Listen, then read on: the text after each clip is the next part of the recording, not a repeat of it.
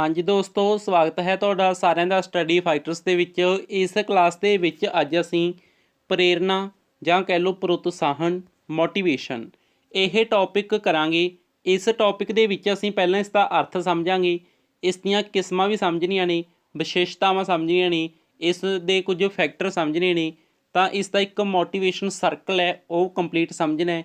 ਇਸ ਨਾਲ related theories ਨੇ, ਤਾਂ ਇਹ ਆਪਾਂ ਅਲੱਗ-ਅਲੱਗ ਕਲਾਸਿਸ ਦੇ ਵਿੱਚ ਕੰਪਲੀਟ ਕਰਾਂਗੇ।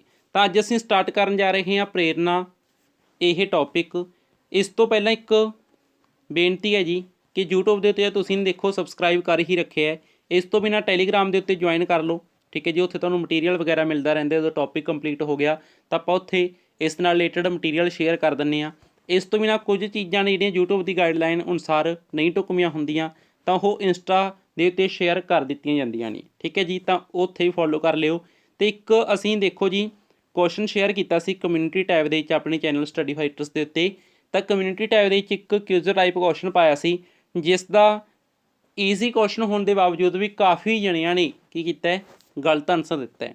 ਤਾਂ ਇੰਨਾ ਈਜੀ ਕੁਐਸਚਨ ਸੀ, ਪਰ ਇੱਕ ਗੱਲ ਜ਼ਰੂਰ ਹੈ, ਅੱਜ ਦੀ ਕਲਾਸ ਲਗਾਉਣ ਤੋਂ ਬਾਅਦ ਤੁਸੀਂ ਇੰਨੇ ਸੌਖੇ ਕੁਐਸਚਨ ਨੇ ਜਿਹੜੇ ਉਹ ਗਲਤ ਨਹੀਂ ਕਰਦੇ।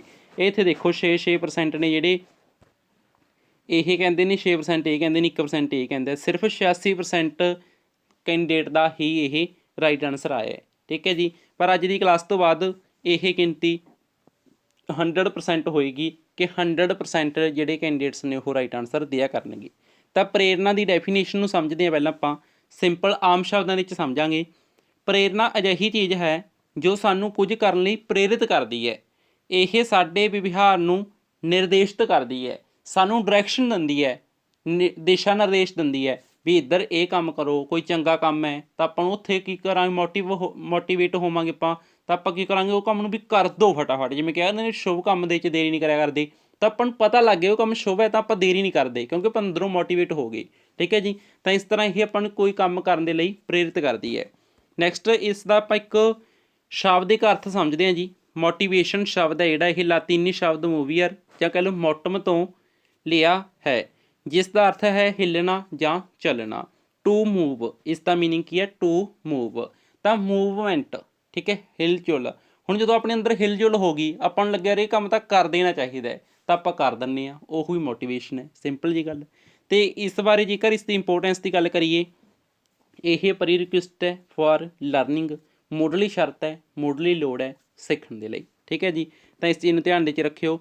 ਇਸ ਤੋਂ ਬਿਨਾਂ ਜਿਹੜਾ ਸਕਿਨਰ ਸੀ ਉਹ ਇਸ ਵਾਰ ਇੱਕ ਹੋਰ ਕਮਾਲ ਦੀ ਗੱਲ ਆਖਦਾ। ਉਹ ਕੀ ਆਖਦਾ, ਕਹਿੰਦਾ ਜਿਹੜੀ ਮੋਟੀਵੇਸ਼ਨ ਹੈ ਨਾ ਇਹ ਨੈਸ਼ਨਲ ਹਾਈਵੇ ਹੈ ਫॉर ਲਰਨਿੰਗ। ਸਿੱਖਣ ਦੇ ਲਈ, ਲਰਨਿੰਗ ਦੇ ਲਈ ਜਿਹੜਾ ਮੋਟੀਵੇਸ਼ਨ ਹੈ ਉਹ ਨੈਸ਼ਨਲ ਹਾਈਵੇ ਦਾ ਕੰਮ ਕਰਦਾ। ਤਾਂ ਇੱਦਾਂ ਮੰਨ ਲਓ ਵੀ ਇੱਥੇ ਇੱਦਾਂ ਰਾਹ ਸੀ, ਇਸ ਤਰ੍ਹਾਂ ਦਾ ਰਾਹ ਸੀ। ਇਹ ਰਾਹ ਜਾਂਦੇ ਜਾਂਦੇ ਰਸਤੇ ਵਿੱਚ ਇੱਕ ਵੱਡਾ ਰਾਹ ਮਤਲਬ ਨੈਸ਼ਨਲ ਹਾਈਵੇ ਆ ਗਿਆ, ਠੀਕ ਹੈ। ਉਸ ਤੋਂ ਬਾਅਦ ਤੁਸੀਂ ਅੱਗੇ ਜਾਣਾ ਇੱਥੇ। ਹੁਣ ਤੁਸੀਂ ਗੱਡੀ ਭਜਾਓਗੇ ਇੱਥੇ ਤੋਂ ਪਹਿਲਾਂ ਤਾਂ ਹੌਲੀ ਹੌਲੀ ਆਓਗੇ, ਹੌਲੀ ਹੌਲੀ। ਪਰ ਜਦੋਂ ਹਾਈਵੇ 'ਤੇ ਪੈ ਗਈ ਗੱਡੀ ਇੱਕਦਮ ਸਪੀਡ ਖਿੱਚ ਦੋਗੇ, ਫਿਰ ਕੱਚੇ ਰਾਹਾਂ 'ਚ ਫਿਰ ਇੱਦਾਂ ਹੀ ਹੌਲੀ ਹੌਲੀ। ਤਾਂ ਇਸ ਤਰ੍ਹਾਂ ਨੈਸ਼ਨਲ ਹਾਈਵੇ 'ਤੇ ਜਿਵੇਂ ਗੱਡੀ ਫੁੱਲ ਸਪੀਡ ਦੇ 'ਚ ਚੱਲਦੀ ਹੈ, ਇਸੇ ਤਰ੍ਹਾਂ ਜਦੋਂ ਆਪਾਂ ਮੋਟੀਵੇਸ਼ਨ ਆਪਣੇ ਅੰਦਰ ਹੈਗੀ ਹੈ, ਆਪਾਂ ਮੋਟੀਵੇਟ ਹੋ ਗਏ ਤਾਂ ਆਪਣੀ ਜਿਹੜੀ ਸਿੱਖਣ ਦੀ ਗੱਡੀ ਹੈ ਉਹ ਤੇਜ਼ ਚੱਲਣ ਲੱਗ ਜਾਂਦੀ ਹੈ। ਤਾਂ ਇਸ ਤਰ੍ਹਾਂ ਸਕਿਨਰ ਇਸ ਦੇ ਬਾਰੇ ਇਹ ਗੱਲ ਆਖਦਾ, ਠੀਕ ਹੈ। ਇਹਨੂੰ ਧਿਆਨ ਦੇ 'ਚ ਰੱਖਿਓ। ਇਸ ਤੋਂ ਬਿਨਾਂ ਗੱਲ ਕਰੀਏ ਅਸੀਂ, ਇਹ ਜੋ ਮੋਟੀਵੇਸ਼ਨ ਸ਼ਬਦ ਹੈ ਇਹ ਵੀ ਮੰਨਿਆ ਜਾਂਦਾ ਵੀ ਇਹ ਇੰਗਲਿਸ਼ ਦੇ ਸ਼ਬਦ ਮੋਟਿਵ ਤੋਂ ਉਪਜਿਆ, ਠੀਕ ਹੈ, ਜੋ ਇੱਕ ਨੀਡ ਨੂੰ ਦਰਸਾਉਂਦਾ ਹੈ। ਲੋੜ ਕਹਿ ਲਓ, ਨੀਡ ਨੂੰ ਦਰਸਾਉਂਦਾ ਹੈ। ਮਤਲਬ ਆਪਣੇ ਅੰਦਰ ਨੀਡ ਹੁੰਦੀ ਹੈ, ਡਰਾਈਵ ਹੁੰਦੀ ਹੈ, ਹੈ ਨਾ। ਤਾਂ ਉਸ ਦੇ ਬੇਸ 'ਤੇ ਆਪਾਂ ਕੀ ਕਰਦੇ ਹਾਂ, ਮੋਟੀਵੇਟ ਹੁੰਦੇ ਹਾਂ, ਠੀਕ ਹੈ ਜੀ। ਤਾਂ ਇਹ ਚੀਜ਼ਾਂ ਨੇ, ਆਪਾਂ ਅੱਗੇ ਸਰਕਲ ਜਿਹੜਾ ਮੋਟੀਵੇਸ਼ਨ ਸਰਕਲ ਲੈ ਉਹਦੇ ਵਿੱਚ ਵੀ ਇਹ ਚੀਜ਼ਾਂ ਨੂੰ ਡਿਟੇਲ ਦੇ ਵਿੱਚ ਸਮਝਾਂਗੇ। ਇਸ ਤੋਂ ਬਿਨਾਂ ਅਸੀਂ ਗੱਲ ਕਰੀਏ ਪ੍ਰੇਰਨਾ ਦੀਆਂ ਵਿਸ਼ੇਸ਼ਤਾਵਾਂ, ਯਾਨੀ ਕਿ ਕਰੈਕਟਰਿਸਟਿਕਸ ਐਂਡ ਫੀਚਰਸ। ਤਾਂ ਇਹ ਜੋ ਚੀਜ਼ ਹੈ ਪ੍ਰੇਰਨਾ ਮੋਟੀਵੇਸ਼ਨ, ਇਹ ਅੰਦਰੂਨੀ ਪ੍ਰਕਿਰਿਆ ਹੈ, ਕਿ ਜੀ ਅੰਦਰੂਨੀ ਪ੍ਰਕਿਰਿਆ ਹੈ ਅਤੇ ਮਨੋਵਿਗਿਆਨਿਕ ਹੈ। ਤਾਂ ਇਹ 6 ਚੀਜ਼ ਨੂੰ ਧਿਆਨ ਦੇ 'ਚ ਰੱਖਿਓ ਵੀ ਚਾਹੇ ਇਹਦੀਆਂ ਆਪਾਂ ਕਿਸਮਾਂ ਅਲੱਗ-ਅਲੱਗ ਸਮਝਾਂਗੇ। ਆਪਾਂ ਕਹਾਂਗੇ ਵੀ ਪ੍ਰੇਰਨਾ ਬਾਹਰੀ ਹੁੰਦੀ ਹੈ, ਅੰਦਰੂਨੀ ਹੁੰਦੀ ਹੈ। ਕਿਸਮਾਂ ਆਪਾਂ ਚਾਹੇ ਅੰਦਰੂਨੀ ਬਾਹਰੀ ਕਹਿ ਰਹੇ ਹਾਂ, ਪਰ ਇਹ ਪ੍ਰਕਿਰਿਆ ਆਪਣੇ ਅੰਦਰ ਹੀ ਹੁੰਦੀ ਹੈ। ਆਪਾਂ ਬਾਹਰੋਂ ਮੋਟੀਵੇਟ ਹੋਏ ਹਾਂ ਤਾਂ ਉਹਦੇ ਬੇਸ 'ਤੇ ਆਪਣੇ ਅੰਦਰ ਪ੍ਰਤੀਕਿਰਿਆ ਹੋਈ। ਬਾਹਰੋਂ ਕਿਸੇ ਨੇ ਆਪਾਂ ਨੂੰ ਕੋਈ ਰਿਵਾਰਡ ਦੇ ਤਾ, ਕੋਈ ਸੈਲਰੀ ਮਿਲ ਰਹੀ ਹੈ, ਜੋਬ ਦੇ ਪੱਖੋਂ ਪੜ੍ਹ ਰਹੇ ਆਪਾਂ, ਤਾਂ ਉਹ ਪ੍ਰਕਿਰਿਆ ਤਾਂ ਆਪਣੇ ਅੰਦਰ ਹੈ ਨਾ। ਪ੍ਰਕਿਰਿਆ ਅੰਦਰੂਨੀ ਹੈ, ਪਰ ਮੋਟੀਵੇਸ਼ਨ ਅੰਦਰੂਨੀ ਅਤੇ ਬਾਹਰੀ ਦੋਨੇ ਤਰ੍ਹਾਂ ਦਾ ਹੋ ਸਕਦਾ, ਠੀਕ ਹੈ। ਟੀਚੇ ਵੱਲ ਨਿਰਦੇਸ਼ਿਤ। ਹੁਣ ਮੰਨ ਕੇ ਚੱਲੋ ਤੁਹਾਨੂੰ ਪਤਾ ਹੈ ਵੀ ਇਹ ਪੇਪਰ ਦੇਣ ਤੋਂ ਬਾਅਦ ਮੈਨੂੰ ਜੋਬ ਮਿਲ ਜੂਗੀ, ਤਾਂ ਟੀਚਾ ਕੀ ਹੈ, ਜੋਬ ਲੈਣਾ। ਤਾਂ ਦਿਸ਼ਾ ਕੀ ਨਹੀਂ ਦਿੱਤੀ, ਮੋਟੀਵੇਸ਼ਨ ਨੇ। ਤਾਂ ਮੋਟੀਵੇਸ਼ਨ ਦੇ ਬੇਸ 'ਤੇ ਤੁਸੀਂ ਉਹਦੇ ਪੇਪਰ ਦੀ ਫੁੱਲ ਤਿਆਰੀ ਕਰੋਗੇ, ਠੀਕ ਹੈ। ਤਾਂ ਆਪਾਂ ਨੂੰ ਕੀ ਕਰਦੇ, ਟੀਚੇ ਵੱਲ ਕਹਿ ਸਕਦੇ ਹਾਂ, ਨਿਰਦੇਸ਼ ਦਿੰਦੀ ਹੈ ਟੀਚੇ ਵੱਲ ਵਧਣ ਦੇ ਲਈ, ਠੀਕ ਹੈ ਜੀ। ਧਿਆਨ ਵਿੱਚ ਕੇਂਦਰਤਾ, ਕੌਨਸੈਂਟਰੇਸ਼ਨ ਹੁੰਦਾ ਆਪਣਾ ਜਦੋਂ ਆਪਾਂ ਮੋਟੀਵੇਟ ਹੁੰਦੇ ਹਾਂ ਜ਼ਿਆਦਾ, ਹੈ ਨਾ, ਉਸ ਚੀਜ਼ ਦੇ ਉੱਤੇ ਆਪਾਂ ਧਿਆਨ ਦੇ ਪਾਉਂਦੇ ਹਾਂ, ਧਿਆਨ ਕੇਂਦਰਿਤ ਕਰ ਪਾਉਂਦੇ ਹਾਂ। ਸ਼ਕਤੀ ਦਾ ਸੰਚਾਰ, ਇਸ ਤੋਂ ਬਿਨਾਂ ਉਦੇਸ਼ਾਂ ਦੀ ਪ੍ਰਾਪਤੀ ਹੁੰਦੀ ਹੈ। ਰੁਚੀ ਪੈਦਾ ਕਰਨਾ ਇਸ ਦੀ ਇੱਕ ਵਿਸ਼ੇਸ਼ਤਾ ਹੈ, ਠੀਕ ਹੈ, ਵੀ ਇਹ ਰੁਚੀ ਪੈਦਾ ਕਰ ਦਿੰਦੀ ਹੈ। ਮਤਲਬ ਕਿ ਜਦੋਂ ਆਪਾਂ ਨੂੰ ਪਤਾ ਹੈ ਵੀ ਆਪਾਂ ਨੇ ਇੱਕ ਕੰਮ ਕਰਨਾ ਹੈ, ਵੀ ਮੈਨੂੰ ਇਹ ਖੁਸ਼ੀ ਮਿਲਦੀ ਹੈ ਕੰਮ ਕਰਕੇ, ਤਾਂ ਉਹ ਕੰਮ ਨੂੰ ਆਪਾਂ ਇੰਟਰਸਟਿੰਗ ਵੇ ਦੇ ਵਿੱਚ ਕਰਾਂਗੇ, ਵਧੀਆ ਕਰਾਂਗੇ, ਹੈ ਨਾ। ਅਤੇ ਇਸ ਤੋਂ ਬਾਅਦ ਹੈ ਜੀ ਆਚਰਣ ਨਿਰਮਾਣ, ਮਤਲਬ ਕਿ ਆਪਾਂ ਪੋਜ਼ੀਟਿਵਲੀ ਸੋਚਣ ਲੱਗ ਜਾਂਦੇ ਜਦੋਂ ਆਪਾਂ ਅੰਦਰੋਂ ਮੋਟੀਵੇਟ ਹੋਈਏ, ਤਾਂ ਆਪਾਂ ਪੋਜ਼ੀਟਿਵਲੀ ਸੋਚਦੇ ਹਾਂ, ਠੀਕ ਹੈ। ਤਾਂ ਇਸ ਤਰੀਕੇ ਨਾਲ ਆਪਣੇ ਆਚਰਣ ਦਾ ਨਿਰਮਾਣ ਹੁੰਦਾ ਹੈ, ਠੀਕ ਹੈ ਜੀ। ਤਾਂ ਇਹ ਸਭ ਇਸ ਦੀਆਂ ਵਿਸ਼ੇਸ਼ਤਾਵਾਂ ਨੇ। ਇਸ ਤੋਂ ਬਾਅਦ ਅਸੀਂ ਹੁਣ ਸਮਝਦੇ ਹਾਂ ਜੀ ਪ੍ਰੇਰਨਾ ਦੇ ਕਾਰਕ, ਯਾਨੀ ਕਿ ਕੁਝ ਇੰਪੋਰਟੈਂਟ ਟਰਮਸ ਨੇ, ਇਹਨਾਂ ਨੂੰ ਸਮਝਣਾ ਮੋਸਟ ਇੰਪੋਰਟੈਂਟ ਹੈ, ਠੀਕ ਹੈ ਜੀ। ਨੰਬਰ 1 ਗੱਲ ਕਰਦੇ ਆਪਾਂ ਲੋੜ ਜਾਂ ਜ਼ਰੂਰਤ ਜਾਂ ਕਹਿ ਲਓ ਨੀਡ, ਠੀਕ ਹੈ, ਇਸ ਦੀ ਗੱਲ ਕਰਾਂਗੇ ਵਿਸਥਾਰ ਦੇ ਵਿੱਚ। ਨੰਬਰ 2 ਆਪਾਂ ਗੱਲ ਕਰਾਂਗੇ ਪ੍ਰੇਰਕ ਜਾਂ ਡਰਾਈਵ ਦੀ। ਨੰਬਰ 3 ਆਪਾਂ ਗੱਲ ਕਰਾਂਗੇ ਪ੍ਰਯੋਜਨ ਜਾਂ ਕਹਿ ਲਓ ਮੋਟਿਵ ਦੀ, ਠੀਕ ਹੈ ਜੀ। ਇਹ ਸਭ ਚੀਜ਼ਾਂ ਦੀ ਆਪਾਂ ਗੱਲ ਹੁਣ ਡਿਟੇਲ ਦੇ ਵਿੱਚ ਕਰਨ ਜਾ ਰਹੇ ਹਾਂ। ਪਹਿਲਾ ਟੌਪਿਕ ਸਮਝਦੇ ਹਾਂ, ਪਹਿਲਾਂ ਆਪਾਂ ਇਸ ਦਾ ਪਹਿਲਾ ਕਾਰਕ ਜਿਹੜਾ ਉਹ ਸਮਝਦੇ ਹਾਂ। ਫਸਟ ਕਾਰਕ ਹੈ ਜੀ ਲੋੜ ਜਾਂ ਕਹੋ ਜ਼ਰੂਰਤ ਜਾਂ ਕਹਿ ਲਓ ਨੀਡ।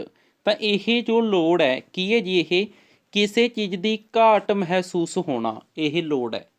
ਮੰਨ ਕੇ ਚੱਲੋ ਤੁਹਾਨੂੰ ਪੈਸੇ, ਤੁਸੀਂ ਕੋਈ ਚੀਜ਼ ਖਰੀਦਣੀ ਸੀ, ਪੈਸੇ ਨਹੀਂ, ਪੈਸੇ ਦੀ ਘਾਟ ਮਹਿਸੂਸ ਹੋ ਰਹੀ ਹੈ ਨਾ। ਕੋਈ ਬਿਜ਼ਨਸ ਸ਼ੁਰੂ ਕਰਨਾ ਸੀ, ਉਹਦੇ ਲਈ ਪੈਸੇ ਦੀ ਘਾਟ ਹੈ। ਕੋਈ ਚੀਜ਼ ਨਵੀਂ ਖਰੀਦਣੀ ਸੀ, ਕੋਈ ਸ਼ੌਂਕ ਪੂਰਾ ਕਰਨਾ ਸੀ, ਉਹਦੇ ਲਈ ਪੈਸੇ ਦੀ ਘਾਟ ਹੈ। ਤਾਂ ਘਾਟ ਮਹਿਸੂਸ ਹੋ ਰਹੀ ਹੈ, ਤੁਹਾਨੂੰ ਪੈਸੇ ਦੀ ਲੋੜ ਮਹਿਸੂਸ ਹੋ ਰਹੀ ਹੈ। ਤਾਂ ਇਹ ਕੀ ਹੈ ਜੀ, ਪ੍ਰੇਰਨਾ ਦਾ ਮੁੱਢਲਾ ਪੜਾਅ ਹੈ। ਲੋੜ ਕੀ ਹੈ ਜੀ, ਨੀਡ ਕੀ ਹੈ, ਬੇਸਿਕ ਨੀਡ ਹੈ। ਮਤਲਬ ਬੇਸਿਕ ਆਪਾਂ ਕਹਿ ਸਕਦੇ ਇੱਕ ਮਤਲਬ ਪਹਿਲੀ ਪੌੜੀ ਹੈ, ਸਿੰਪਲ ਕਹੋ ਵੀ ਜਿਵੇਂ ਪੌੜੀ ਬਣੀ ਹੁੰਦੀ ਹੈ ਇੱਦਾਂ, ਠੀਕ ਹੈ। ਤਾਂ ਇਹ ਜਿਹੜਾ ਨੀਡ ਹੈ ਨਾ, ਇਹ ਪਹਿਲਾ ਟੰਬਾ ਹੈ ਪੌੜੀ ਦਾ, ਠੀਕ ਹੈ। ਇਹਨੂੰ ਧਿਆਨ ਦੇ 'ਚ ਇੱਦਾਂ ਰੱਖਿਓ, ਠੀਕ ਹੈ ਜੀ। ਪਹਿਲਾ ਟੰਬਾ ਹੈ, ਫਿਰ ਅਗਲਾ ਟੰਬਾ ਹੋਏਗਾ ਡਰਾਈਵ, ਠੀਕ ਹੈ, ਇਸ ਤਰੀਕੇ ਨਾਲ। ਤਾਂ ਇਸ ਤਰੀਕੇ ਨਾਲ ਜੇਕਰ ਅਸੀਂ ਨੇ ਇੱਥੇ ਚੜ੍ਹਨਾ ਹੈ, ਇਹ ਕੋਠਾ ਹੈਗਾ, ਕੋਠੇ 'ਤੇ ਚੜ੍ਹਨਾ ਹੈ, ਤਾਂ ਪਹਿਲਾਂ ਆਪਾਂ ਨੂੰ ਨੀਡ ਵਾਲਾ ਟੰਬਾ ਜਿਹੜਾ ਇਹ ਆਏਗਾ, ਹੈ ਨਾ, ਇਸ ਟੰਬੇ ਦੇ ਉੱਤੇ ਪੈਰ ਧਰਾਂਗੇ। ਫਿਰ ਅੱਗੇ ਡਰਾਈਵ ਆਏਗੀ, ਉਹ ਪੂਰਾ ਅੱਗੇ ਆਪਾਂ ਸਰਕਲ ਦੇ ਵਿੱਚ ਸਮਝਾਂਗੇ, ਅੱਗੇ ਇਹ ਸਟੈਪ ਆਉਣਗੇ, ਠੀਕ ਹੈ। ਨੀਡ ਜਿਹੜਾ ਉਹ ਕੀ ਹੈ ਜੀ, ਪਹਿਲਾ ਪੜਾਅ ਹੈ, ਮੁੱਢਲਾ ਪੜਾਅ ਹੈ, ਠੀਕ ਹੈ ਜੀ। ਅਤੇ ਇੱਕ ਆਪਾਂ ਪੈਸੇ ਦੀ ਲੋੜ, ਇਹ ਬੇਸਿਕ ਮਤਲਬ ਨੀਡ ਹੈ ਨਾ, ਆਪਣੀ ਨੀਡ ਦੇ ਵਿੱਚ ਆ ਗਿਆ। ਇਸ ਤੋਂ ਬਾਅਦ ਇਹਦਾ ਆਪਾਂ ਸੈਕਿੰਡ ਫੈਕਟਰ ਸਮਝਦੇ ਹਾਂ। ਸੈਕਿੰਡ ਫੈਕਟਰ ਹੈ ਜੀ ਪ੍ਰੇਰਕ, ਸੈਕਿੰਡ ਫੈਕਟਰ ਹੈ ਜੀ ਪ੍ਰੇਰਕ ਜਾਂ ਕਹਿ ਲਓ ਡਰਾਈਵ। ਹੁਣ ਜਿਹੜਾ ਇਹ ਫੈਕਟਰ ਹੈਗਾ ਡਰਾਈਵ, ਇਹ ਇੱਕ ਟੀਚਾ ਪ੍ਰਾਪਤ ਕਰਨ ਜਾਂ ਲੋੜ ਨੂੰ ਪੂਰਾ ਕਰਨ ਲਈ ਇੱਕ ਦ੍ਰਿੜ ਇੱਛਾ ਹੈ। ਹੁਣ ਆਪਾਂ ਨੇ ਅੰਦਰ ਪੈਸੇ ਦੀ ਲੋੜ ਤਾਂ ਆਪਾਂ ਨੂੰ ਮਹਿਸੂਸ ਹੋ ਗਈ ਸੀ, ਨੀਡ ਤਾਂ ਆਪਾਂ ਨੂੰ ਮਹਿਸੂਸ ਹੋ ਗਈ ਸੀ। ਹੁਣ ਆਪਾਂ ਉਹ ਆਪਣੀ ਇੱਛਾ ਬਣ ਗਈ, ਦਿਲੀ ਇੱਛਾ ਬਣ ਗਈ ਵੀ ਇਹਨੂੰ ਤਾਂ ਯਾਰ ਪੂਰਾ ਕਰਨਾ ਹੀ ਹੈ, ਪੈਸਾ ਤਾਂ ਉਰਾਂ ਪਰਾਂ ਤੋਂ ਇਕੱਠਾ ਕਰਨਾ ਹੀ ਹੈ। ਇਹ ਕੀ ਬਣ ਗਈ, ਇੱਛਾ ਬਣ ਗਈ। ਤਾਂ ਹੁਣ ਇਹਨੂੰ ਆਪਾਂ ਕੀ ਕਹਿ ਸਕਦੇ ਹਾਂ, ਐਨ ਇਨੇਟ ਬਾਇਓਲੋਜੀਕਲ ਡਿਟਰਮੀਨੈਂਟ ਅਰਜ਼ੈਕ ਟੂ ਅਟੇਨ ਅ ਗੋਲ ਔਰ ਸੈਟਿਸਫਾਈ ਅ ਨੀਡ। ਲੋੜ ਨੂੰ ਪੂਰਾ ਕਰਨਾ, ਨੀਡ ਹੈ ਜਿਹੜੀ ਉਸਨੂੰ ਸੈਟਿਸਫਾਈ ਕਰਨਾ ਹੈ। ਤਾਂ ਹੁਣ ਆਪਣੇ ਅੰਦਰ ਕੀ ਆ ਗਿਆ, ਇੱਕ ਪ੍ਰੇਰਕ ਪੈਦਾ ਹੋਇਆ, ਡਰਾਈਵ ਪੈਦਾ ਹੋਈ, ਇੱਛਾ ਪੈਦਾ ਹੋਈ, ਚਾਹਤ ਪੈਦਾ ਹੋਈ, ਠੀਕ ਹੈ ਜੀ। ਤਾਂ ਇਹ ਹੈ। ਹੁਣ ਆਪਾਂ ਨੇ ਕੀ ਸੀ ਦੇਖੋ, ਆਪਾਂ ਨੇ ਜਿਹੜਾ ਨੀਡ ਕੀ ਮੰਨਿਆ ਸੀ, ਪੈਸੇ ਦੀ ਘਾਟ ਹੈ, ਉਸ ਨੂੰ ਪੈਸੇ ਦੀ ਨੀਡ ਹੈ। ਹੁਣ ਪੈਸਾ ਕਮਾਉਣ ਨੇ ਦਿਲੀ ਇੱਛਾ ਬਣ ਗਈ ਵੀ ਇਕੱਠਾ ਕਰਨਾ ਹੀ ਹੈ, ਇਹਦੇ ਲਈ ਮੈਂ ਕੋਈ ਵੀ ਜੋਬ ਕਰਾਂ, ਕੋਈ ਬਿਜ਼ਨਸ ਕਰਾਂ, ਮੈਨੂੰ ਕੋਈ ਵੀ ਕੰਮ ਕਰਨਾ ਪਵੇ। ਤਾਂ ਉਹ ਕੋਸ਼ਿਸ਼ਾਂ ਕਰਨ ਬਾਰੇ ਸੋਚ ਰਿਹਾ, ਉਹ ਉਸ ਦੀ ਦਿਲੀ ਇੱਛਾ ਬਣ ਗਈ। ਤਾਂ ਇਹ ਕੀ ਹੈ ਜੀ, ਡਰਾਈਵ ਹੈ। ਇਸ ਤੋਂ ਬਾਅਦ ਆਪਾਂ ਗੱਲ ਕਰਦੇ ਹਾਂ, ਇੱਕ ਅਗਲਾ ਫੈਕਟਰ ਆ ਜਾਂਦਾ ਜੀ ਮੋਟਿਵ। ਮੋਟਿਵ ਅਲੱਗ ਹੈ, ਡਰਾਈਵ ਅਲੱਗ ਹੈ, ਨੀਡ ਅਲੱਗ ਹੈ, ਇਹਨਾਂ ਨੂੰ ਕੰਬਾਈਨ ਨਾ ਕਰੋ, ਅਲੱਗ-ਅਲੱਗ ਚੀਜ਼ਾਂ ਨੇ ਇਹ, ਠੀਕ ਹੈ ਜੀ। ਨੈਕਸਟ ਚੀਜ਼ ਹੈ ਇਹ a reason for doing something, ਕੁਝ ਕਰਨ ਦਾ ਰੀਜ਼ਨ ਹੈ, ਇਹ ਕਾਰਨ ਹੈ। ਕੁਝ ਕਰਨ ਦਾ ਕਾਰਨ ਯਤਨ ਕਰਨਾ, ਇਹਦੇ 'ਚ ਯਤਨ ਕਰਨਾ ਆ ਗਿਆ। ਪਹਿਲਾਂ ਕੀ ਸੀ, ਪੈਸੇ ਦੀ ਲੋੜ ਮਹਿਸੂਸ ਹੋਈ, ਨੀਡ। ਉਸ ਤੋਂ ਬਾਅਦ ਡਰਾਈਵ ਵੀ ਮੈਨੂੰ ਕੋਈ ਕੰਮ ਕਰਨਾ ਪਊਗਾ, ਬਿਜ਼ਨਸ ਕਰਨਾ ਪਊਗਾ, ਨੌਕਰੀ ਬਾਰੇ ਆਪਾਂ ਇੱਛਾ ਬਣਾ ਲਈ ਨੌਕਰੀ ਦੀ। ਹੁਣ ਆਪਾਂ ਨੌਕਰੀ ਕਰਾਂਗੇ, ਕੋਈ ਬਿਜ਼ਨਸ ਕਰਾਂਗੇ, ਤਾਂ ਇਹਦੇ ਵਿੱਚ ਆਪਾਂ ਐਕਸ਼ਨ ਲਵਾਂਗੇ, ਕਿਰਿਆ ਆਰੰਭ ਕਰ ਦਾਂਗੇ ਮੋਟਿਵ ਦੇ ਵਿੱਚ, ਠੀਕ ਹੈ। ਵਿਸ਼ੇਸ਼ ਦਿਸ਼ਾ ਵੱਲ ਕਿਰਿਆਵਾਂ ਨੂੰ ਨਿਰਦੇਸ਼ਿਤ ਕਰਨਾ, ਕਿਰਿਆ ਨੂੰ ਆਰੰਭ ਕਰਤਾ, ਯਤਨ ਕਰਨੇ ਸ਼ੁਰੂ ਕਰਤੇ, ਕੋਈ ਬਿਜ਼ਨਸ ਸ਼ੁਰੂ ਕਰਤਾ, ਕੋਈ ਨੌਕਰੀ ਸ਼ੁਰੂ ਕਰਤੀ, ਕਾਹਦੇ ਲਈ, ਉਹ ਨੀਡ ਨੂੰ ਪੂਰਾ ਕਰਨ ਦੇ ਲਈ। ਉਹ ਡਰਾਈਵ ਆਈ ਸੀ, ਉਹ ਡਰਾਈਵ ਨੇ ਆਪਾਂ ਨੂੰ ਅੱਗੇ ਕੀ ਕੀਤਾ ਸੀ, ਅੱਗੇ ਧੱਕਿਆ ਸੀ ਇੱਕ ਸਟੈਪ, ਠੀਕ ਹੈ। ਜਿਵੇਂ ਆਪਾਂ ਉਹਦੀ ਗੱਲ ਕਰ ਰਹੇ ਸੀ, ਦੇਖੋ ਪੌੜੀ ਦੀ ਗੱਲ ਦੱਸੀ ਤੁਹਾਨੂੰ ਇੱਥੇ ਇੱਕ, ਠੀਕ ਹੈ, ਉਹ ਪੌੜੀ ਆਪਾਂ ਦੁਬਾਰੇ ਲੈ ਕੇ ਆਉਂਦੇ ਹਾਂ। ਇਹ ਸੀ ਦੇਖੋ, ਮੰਨ ਕੇ ਚਲੋ ਇਹ ਇੱਥੇ ਪਹਿਲਾਂ ਗੱਲ ਆ ਗਈ ਸੀ ਨੀਡ ਦੀ, ਠੀਕ ਹੈ, ਪਹਿਲੇ ਟੰਬਾ ਸੀ ਜਿਹੜਾ ਨੀਡ ਦਾ। ਉਸ ਤੋਂ ਬਾਅਦ ਡਰਾਈਵ ਆਈ, ਡਰਾਈਵ ਨੇ ਆਪਾਂ ਨੂੰ ਇਸ ਟੰਬੇ 'ਤੇ ਖੜਾ ਕਰਤਾ। ਉਸ ਤੋਂ ਬਾਅਦ ਤਾਂ ਮੋਟਿਵ ਹੈ ਇਹ ਮੋਟਿਵ ਦੇ ਵਿੱਚ ਕੀ ਆ ਗਿਆ, ਆਪਾਂ ਨੇ ਜੋਬ ਦੇ ਲਈ ਕਰਨੀ ਸ਼ੁਰੂ ਕਰਤੀ, ਜੋਬ ਸ਼ੁਰੂ ਕਰਤੀ, ਬਿਜ਼ਨਸ ਸ਼ੁਰੂ ਕਰਤਾ, ਕਾਹਦੇ ਲਈ, ਇਹ ਡਰਾਈਵ ਦੇ ਬੇਸ 'ਤੇ ਨੀਡ ਨੂੰ ਪੂਰਾ ਕਰਨ ਦੇ ਲਈ। ਸਮਝ ਗਏ? ਤਾਂ ਇਸ ਤਰੀਕੇ ਨਾਲ ਇਹ ਅਲੱਗ-ਅਲੱਗ ਇਸ 'ਤੇ ਫੈਕਟਰ ਨੇ, ਕੁਝ ਇੰਪੋਰਟੈਂਟ ਟਰਮਸ ਨੇ, ਇਹਨਾਂ ਨੂੰ ਧਿਆਨ ਦੇ ਵਿੱਚ ਤੁਸੀਂ ਜ਼ਰੂਰ ਰੱਖਿਓ। ਇਸ ਤੋਂ ਬਿਨਾਂ ਜਿਹੜੀਆਂ ਅੱਗੇ ਇਸ ਦੀਆਂ ਟਾਈਪਸ ਨੇ, ਮਤਲਬ ਜਿਹੜਾ ਇਹ ਮੋਟਿਵ ਹੈ ਜੀ, ਅੱਗੇ ਇਸ ਦੀਆਂ ਟਾਈਪਸ ਨੇ। ਟਾਈਪਸ ਕਿਹੜੀਆਂ-ਕਿਹੜੀਆਂ ਨੇ ਇਹਨਾਂ ਨੂੰ ਆਪਾਂ ਡਿਟੇਲ ਦੇ ਵਿੱਚ ਸਮਝਦੇ ਹਾਂ। ਨੰਬਰ 1 ਸਰੀਰਕ ਪ੍ਰਯੋਜਨ ਜਾਂ ਕਹਿ ਲਓ ਫਿਜ਼ੀਕਲ ਬਾਇਓਲੋਜੀਕਲ ਮੋਟਿਵ। ਜਿਹੜਾ ਇਹ ਫਿਜ਼ੀਕਲ ਬਾਇਓਲੋਜੀਕਲ ਮੋਟਿਵ ਹੈ ਨਾ, ਇਹ ਅਜਿਹਾ ਮੋਟਿਵ ਹੈ ਵੀ ਜੇ ਪੂਰਾ ਨਾ ਹੋਇਆ ਤਾਂ ਆਪਣੀ ਡੈਥ ਵੀ ਹੋ ਸਕਦੀ ਹੈ, ਮਰ ਜਾਂਗੇ ਆਪਾਂ। ਹੁਣ ਮੰਨ ਚਲੋ ਭੁੱਖ ਹੈ, ਭੁੱਖ ਕੀ ਜੀ, ਇੱਕ ਸਰੀਰਕ ਪ੍ਰਯੋਜਨ ਹੈ। ਪਿਆਸ, ਲਿੰਗ, ਦਰਦ, ਨਿਕਾਸ, ਠੀਕ ਹੈ, ਅਤੇ ਸਾਹ ਲੈਣ ਦੀ ਕਿਰਿਆ, ਇਹ ਸਭ ਕੀ ਨੇ ਜੀ, ਆਪਣੇ ਸਰੀਰਕ ਪ੍ਰਯੋਜਨ ਨੇ। ਬਾਇਓਲੋਜੀਕਲ ਮੋਟਿਵ ਕਹਿ ਲਓ, ਫਿਜ਼ੀਕਲ ਮੋਟਿਵ ਕਹਿ ਲਓ। ਇਹਨਾਂ ਦੀ ਪੂਰਤੀ ਨਾ ਹੋਈ ਤਾਂ ਆਪਣੀ ਮੌਤ ਵੀ ਹੋ ਸਕਦੀ ਹੈ। ਫੋਰ ਐਗਜ਼ਾਮਪਲ, ਆਪਾਂ ਨੂੰ ਭੁੱਖ ਲੱਗ ਗਈ, ਆਪਾਂ ਨੂੰ ਉਹ ਭੁੱਖ ਸ਼ਾਂਤ ਨਾ ਕਰੀਏ ਆਪਾਂ ਨੇ ਤਾਂ ਮੌਤ ਵੀ ਹੋ ਸਕਦੀ ਹੈ। ਪਿਆਸ ਲੱਗ ਗਈ, ਉਹ ਪਿਆਸ ਬੁਝਾਈ ਨਾ ਤਾਂ ਉਹ ਕੀ ਹੋ ਜੂਗੀ, ਮੌਤ ਵੀ ਹੋ ਸਕਦੀ ਹੈ। ਸਾਹ ਲੈਣ ਦੀ ਕਿਰਿਆ ਜੇ ਇਹ ਕਿਰਿਆ ਨਾ ਕੀਤੀ ਤਾਂ ਉਸ ਦੇ ਕਾਰਨ ਮੌਤ ਵੀ ਹੋ ਸਕਦੀ ਹੈ। ਤਾਂ ਇਹ ਕੀ ਨੇ ਜੀ, ਬੇਸਿਕ ਮੋਟਿਵ ਨੇ, ਇਹ ਪੂਰੇ ਕਰਨੇ ਹੀ ਪੈਣਗੇ, ਠੀਕ ਹੈ। ਇਸ ਤੋਂ ਬਿਨਾਂ ਸੈਕਿੰਡ ਟਾਈਪ ਆ ਜਾਂਦੀ ਹੈ ਜੀ ਸਮਾਜਿਕ ਪ੍ਰਯੋਜਨ ਜਾਂ ਕਹਿ ਲਓ ਸੋਸ਼ਲ ਮੋਟਿਵ। ਇਹਦੇ ਵਿੱਚ ਆ ਜਾਂਦੀ ਹੈ ਪ੍ਰਾਪਤੀ, ਵੀ ਆਪਾਂ ਨੇ ਕੁਛ ਪ੍ਰਾਪਤ ਕਰਨਾ ਹੈ, ਕੁਛ ਵੱਡਾ ਖੱਟਣਾ ਹੈ, ਕੁਛ ਗੱਡੀ ਪ੍ਰਾਪਤ ਕਰਨੀ ਹੈ, ਫਲਾਣੀ ਥਾਂ 'ਤੇ ਨਾਮ ਗੁੰਜਣਾ ਚਾਹੀਦਾ ਹੈ, ਇੰਨੇ ਲੋਕ ਆਪਾਂ ਨੂੰ ਜਾਣਦੇ ਹੋਣ, ਆਪਣੇ ਕੋਲ ਦੌਲਤ, ਸ਼ੌਹਰਤ, ਧਨ ਹੋਵੇ, ਹੈ ਨਾ, ਇਹ ਸਭ ਚੀਜ਼ਾਂ ਹੋਣ, ਤਾਂ ਇਹ ਪ੍ਰਾਪਤੀ ਹੈ। ਆਪਾਂ ਚਾਹੁੰਦੇ ਹਾਂ ਵੀ ਸਮਾਜਿਕ ਪ੍ਰਯੋਜਨ ਹੈ ਇਹ, ਠੀਕ ਹੈ। ਸੰਬੰਧ ਬਣਾਉਣਾ ਆਪਾਂ ਨੂੰ, ਵੀ ਕਿਤੇ ਯਾਰ ਪੁੱਛ ਗਿੱਛ ਜੀ ਵੀ ਹੋਵੇ, 4 ਬੰਦੇ ਆਪਾਂ ਨੂੰ ਜਾਣਦੇ ਵੀ ਹੋਣ, ਸੰਬੰਧ ਬਣਾਉਣਾ ਵੀ ਆਪਣਾ ਕਿਸੇ ਨਾਲ ਸੰਬੰਧ ਹੋਵੇ, ਇਹ ਤਾਂ ਫਲਾਣੇ ਵਿਅਕਤੀ ਨਾਲ ਉੱਠਣੀ ਬੈਠਣੀ ਹੈ, ਇਹ ਚੀਜ਼ ਚਾਹੁੰਦੇ ਆਪਾਂ। ਇਸ ਤੋਂ ਬਿਨਾਂ ਇਹ ਵੀ ਪ੍ਰਧਾਨਤਾ, ਕੋਈ ਸੁਸਾਇਟੀ ਦਾ ਪ੍ਰਧਾਨ ਬਣਨਾ ਚਾਹੁੰਦਾ ਹੈ, ਕੋਈ ਕਿਸੇ ਗਰੁੱਪ ਹੈ ਉਸ ਗਰੁੱਪ ਦੇ ਵਿੱਚ ਪ੍ਰਧਾਨਗੀ ਕਰਨਾ ਚਾਹੁੰਦਾ, ਤਾਂ ਦੂਸਰਿਆਂ ਉੱਪਰ ਪ੍ਰਭਾਵ ਪਾਉਣ ਦੇ ਲਈ, ਤੱਕ ਪਾਉਣ ਦੇ ਲਈ, ਹੈ ਨਾ, ਤੱਕ ਪਾਉਣਾ ਕੀ ਇੱਕ ਕਹਿ ਸਕਦੇ ਹਾਂ ਕਿ ਸਮਾਜਿਕ ਪ੍ਰਯੋਜਨ ਹੈ, ਠੀਕ ਹੈ। ਇੱਜ਼ਤ, ਆਪਾਂ ਕਹਿੰਦੇ ਨੇ 4 ਬੰਦਿਆਂ 'ਚ ਇੱਜ਼ਤ ਵੀ ਤਾਂ ਹੋਵੇ, ਸਾਡੀ ਵੀ ਕੋਈ ਇੱਜ਼ਤ ਹੈ, ਠੀਕ ਹੈ। ਇਹ ਸਭ ਚੀਜ਼ਾਂ ਜਿਹੜੀਆਂ ਸਮਾਜਿਕ ਪ੍ਰਯੋਜਨ ਦੇ ਵਿੱਚ ਆਉਂਦੀਆਂ ਨੇ, ਸੋਸ਼ਲ ਮੋਟਿਵ ਦੇ ਵਿੱਚ ਆਉਂਦੀਆਂ ਨੇ। ਇੱਕ ਗੱਲ ਹੋਰ ਇੱਥੇ ਧਿਆਨ ਦਿਓ, ਜੋ ਆਪਾਂ ਨੇ ਪੜ੍ਹੇ ਸੀ ਸਰੀਰਕ ਪ੍ਰਯੋਜਨ, ਇਹ ਪੂਰੇ ਨਾ ਹੋਏ ਤਾਂ ਮੌਤ ਵੀ ਹੋ ਸਕਦੀ ਹੈ। ਪਰ ਜੇ ਤੁਹਾਨੂੰ ਇੱਜ਼ਤ ਨਾ ਮਿਲੀ, ਤੁਹਾਨੂੰ ਕਿਸੇ ਚੀਜ਼ ਦੀ ਪ੍ਰਧਾਨਗੀ ਨਾ ਮਿਲੀ, ਤੁਹਾਡੀ ਧੱਕ ਨਾ ਪਈ, ਤਾਂ ਤੁਹਾਡੀ ਮੌਤ ਨਹੀਂ ਨਾ ਹੁੰਦੀ। ਇਹ ਤਾਂ ਆਪਾਂ ਸਿਰਫ ਕੀ ਇੱਕ ਅਪ ਲੈਵਲ ਦੀ ਗੱਲ ਹੈ, ਵੀ ਆਪਾਂ ਚਾਹੁੰਦੇ ਹਾਂ ਵੀ ਆਪਾਂ ਨੂੰ ਕੁਛ ਚੀਜ਼ ਪ੍ਰਾਪਤ ਹੋਵੇ। ਜਿਵੇਂ ਕਿਹਾ ਕਰਦੇ ਨੇ ਵੀ ਹੁਣ ਤੁਹਾਨੂੰ ਜੋਬ ਲੈਣਾ ਤੁਹਾਡਾ ਮੋਟਿਵ ਸੀ, ਜੋਬ ਨਾ ਮਿਲੀ, ਫਿਰ ਇਹਦਾ ਮਤਲਬ ਇਹ ਤਾਂ ਨਹੀਂ ਵੀ ਤੁਸੀਂ ਜ਼ਿੰਦਗੀ ਜਿਉਣੀ ਹੀ ਛੱਡਤੀ। ਕੋਈ ਪੇਪਰ ਪਾਸ ਕਰਨਾ ਤੁਹਾਡਾ ਮੋਟਿਵ ਸੀ, ਠੀਕ ਹੈ, ਤਾਂ ਉਹ ਪਾਸ ਨਾ ਹੋਇਆ ਇਹਦਾ ਮਤਲਬ ਤਾਂ ਤੁਸੀਂ ਜ਼ਿੰਦਗੀ ਥੋੜ੍ਹੀ ਖਤਮ ਕਰ ਲਈ, ਠੀਕ ਹੈ। ਤਾਂ ਇਹ ਕੀ ਨੇ, ਸੈਕਿੰਡ ਦਰਜੇ ਦੀ ਚੀਜ਼ਾਂ ਨੇ, ਠੀਕ ਹੈ। ਇਹ ਸਮਾਜਿਕ ਪ੍ਰਯੋਜਨ ਨੇ। ਤਾਂ ਇਹ ਪ੍ਰਯੋਜਨ ਦੇ ਫੈਕਟਰ ਨੂੰ ਆਪਾਂ ਡਿਟੇਲ ਦੇ ਵਿੱਚ ਸਮਝ ਲਿਆ। ਹੁਣ ਅਸੀਂ ਗੱਲ ਕਰਦੇ ਹਾਂ ਜੀ ਪ੍ਰੇਰਨਾ ਦੀਆਂ ਕਿਸਮਾਂ। ਜੋ ਪ੍ਰੇਰਨਾ ਹੈ, ਇਹ 2 ਤਰੀਕਿਆਂ ਨਾਲ ਆਪਾਂ ਇਹਨੂੰ ਡਿਵਾਈਡ ਕਰਾਂਗੇ, ਪ੍ਰੇਰਨਾ ਦੀਆਂ ਕਿਸਮਾਂ ਨੂੰ ਆਪਾਂ ਸਮਝਾਂਗੇ। ਤਾਂ ਪ੍ਰੇਰਨਾ ਦੀਆਂ ਕਿਸਮਾਂ ਮੁੱਖ ਤੌਰ 'ਤੇ ਆਪਾਂ 2 ਮੰਨਦੇ ਹਾਂ ਜੀ। ਇਹ 2 ਕਿਹੜੀਆਂ-ਕਿਹੜੀਆਂ ਨੇ ਆਪਾਂ ਹੁਣ ਡਿਟੇਲ ਦੇ ਵਿੱਚ ਅੱਜ ਸਮਝਣੀਆਂ ਨੇ। ਦੇਖੋ ਜੀ, ਸਭ ਤੋਂ ਪਹਿਲਾਂ ਆਪਾਂ ਗੱਲ ਕਰਦੇ ਹਾਂ ਟਾਈਪਸ ਆਫ ਮੋਟੀਵੇਸ਼ਨ। ਨੰਬਰ 1 ਹੈ ਅੰਦਰੂਨੀ ਪ੍ਰੇਰਨਾ, ਠੀਕ ਹੈ। ਇੰਟਰਿੰਸਿਕ ਕਹਿ ਲਓ ਜਾਂ ਐਕਸਟ੍ਰਿੰਸਿਕ, ਯਾਨੀ ਕਿ ਬਾਹਰੀ ਪ੍ਰੇਰਨਾ। ਦੂਸਰੀ ਟਾਈਪ ਹੈ ਬਾਹਰੀ ਪ੍ਰੇਰਨਾ, ਠੀਕ ਹੈ। ਤਾਂ ਇਸ ਤਰੀਕੇ ਨਾਲ ਇੰਟਰਿੰਸਿਕ ਅੰਦਰੂਨੀ ਹੈ, ਨੰਬਰ 1 ਫਸਟ ਟਾਈਪ ਹੈ, ਇਹ ਪਹਿਲੀ ਟਾਈਪ ਇਹ ਹੈ। ਦੂਸਰੀ ਟਾਈਪ ਹੈ ਬਾਹਰੀ ਪ੍ਰੇਰਨਾ। ਤਾਂ ਜਿਹੜੀ ਇਹ ਅੰਦਰੂਨੀ ਪ੍ਰੇਰਨਾ ਹੈ, ਪਹਿਲਾਂ ਆਪਾਂ ਇਹਨੂੰ ਸਮਝਦੇ ਹਾਂ। ਅੰਦਰੂਨੀ ਪ੍ਰੇਰਨਾ ਜਿਹੜੀ ਇੰਟਰਨਲ ਹੈ, ਠੀਕ ਹੈ, ਕੋਈ ਡਾਊਟ ਨਹੀਂ ਇਹਦੇ 'ਚ, ਤਾਂ ਇੰਟਰਨਲ ਹੈ, ਠੀਕ ਹੈ, ਅੰਦਰੂਨੀ ਹੈ। ਅਤੇ ਇਸ ਤੋਂ ਬਿਨਾਂ ਇਹ ਪੋਜ਼ੀਟਿਵ ਹੈ। ਪੋਜ਼ੀਟਿਵ ਕਿਹੜੀ ਪ੍ਰੇਰਨਾ ਨੂੰ ਮੰਨਿਆ ਜਾਂਦਾ ਹੈ, ਜਿਹੜੀ ਇੰਟਰਨਲ ਹੈ। ਇੰਟਰਨਲ ਮੋਟੀਵੇਸ਼ਨ ਨੂੰ ਕੀ ਮੰਨਿਆ ਜਾਂਦਾ, ਪੋਜ਼ੀਟਿਵ ਮੰਨਿਆ ਜਾਂਦਾ, ਵਧੀਆ ਮੰਨਿਆ ਜਾਂਦਾ। ਹੁਣ ਜਿਵੇਂ ਬੱਚਾ ਹੈ, ਫੋਰ ਐਗਜ਼ਾਮਪਲ ਤੁਸੀਂ ਬੱਚੇ ਨੂੰ, ਆਪਾਂ ਇਹਨੂੰ ਪਹਿਲਾਂ ਥੋੜ੍ਹਾ ਜਿਹਾ ਡਿਫਾਈਨ ਕਰਦੇ ਹਾਂ। ਪਹਿਲੀ ਕਿਸਮ ਨੂੰ ਸਮਝਦੇ ਹਾਂ ਆਪਾਂ।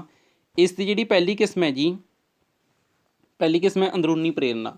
ਅੰਦਰੂਨੀ ਪ੍ਰੇਰਨਾ ਦੇ ਵਿੱਚ ਕੀ ਹੈ, ਬੱਚੇ ਨੂੰ ਤੁਸੀਂ ਨੇ, ਮਤਲਬ ਬੱਚਾ ਚਾਹੁੰਦਾ ਵੀ ਮੈਂ ਕਲਾਸ ਦੇ ਵਿੱਚ ਟੌਪ ਕਰਾਂ, ਤਾਂ ਜੇ ਤਾਂ ਤੁਸੀਂ ਉਸ ਨੂੰ ਮਤਲਬ ਕੋਈ ਲਾਲਚ ਦਿੱਤਾ ਹੈ, ਤੁਸੀਂ ਕਹਿ ਰਹੇ ਹੋ ਜੇ ਤੂੰ ਕਲਾਸ ਦੇ ਵਿੱਚ ਟੌਪ ਕੀਤਾ, ਐਜ ਏ ਪੇਰੈਂਟਸ ਤੁਸੀਂ ਕਹਿ ਰਹੇ ਹੋ ਵੀ ਤੁਸੀਂ ਕਲਾਸ ਦੇ ਵਿੱਚ ਟੌਪ ਕੀਤਾ ਤਾਂ ਤੈਨੂੰ ਇਹ ਚੀਜ਼ ਲੈ ਕੇ ਦੇਵਾਂਗੇ, ਤੈਨੂੰ ਫੋਨ ਮਿਲ ਜੂਗਾ, ਤੈਨੂੰ ਕੋਈ ਬਾਈਕ ਵਗੈਰਾ ਮਿਲ ਜੂਗੀ। ਤਾਂ ਉਹ ਬਾਹਰੀ ਸਪੋਰਟ ਮਿਲ ਰਹੀ ਹੈ ਉਹਨੂੰ, ਉਹ ਚੀਜ਼ ਲੈਣ ਦੇ ਲਈ, ਮੋਟਰਸਾਈਕਲ ਲੈਣ ਦੇ ਲਈ ਕੋਈ ਪੈਸੇ ਮਿਲਣਗੇ, ਕੋਈ ਉਸਨੂੰ ਮੋਬਾਈਲ ਮਿਲੂਗਾ, ਉਹ ਚੀਜ਼ ਲੈਣ ਦੇ ਲਈ ਕੀ ਕਰ ਰਿਹਾ ਹੈ, ਸਟੱਡੀ ਕਰ ਰਿਹਾ ਹੈ।